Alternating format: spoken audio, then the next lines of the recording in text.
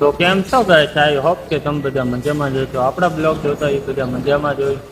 તો સાંજે ભાઈબંધનો ફોન આવ્યો હતો કે તારે જવાનું છે જ મારી ગાડી લઈને ફેરો કરવા.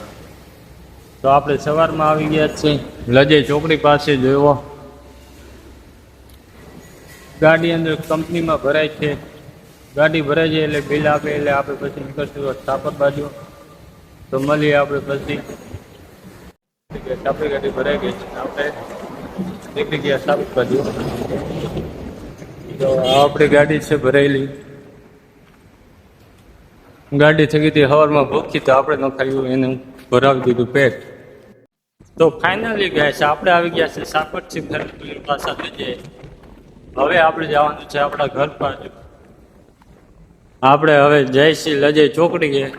જોઈ અહીંયા જઈને કેટલી વાર લાગે, સાધન મળે છે કે નહીં. ભાઈબંધને ફોન કર્યો છે, રફાડ્યા છે કે આવતો આવતો રીતો બેસી ગયા, નકે કે પછી કંઈક જોયું જાય. બરોબર, હાલો.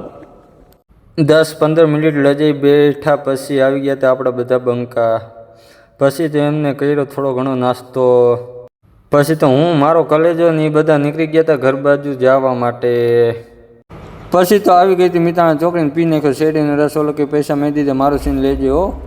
સાસ બહુ પીધી ને મને ખટાશ નડે છે. અરે પાડા તારી જિંદગીમાં ધૂળ પડી ભલા માણા. તને સાસ જ પીવાનું હુજ્યું, તને બીજું કઈ હુજ્યું જ નહીં.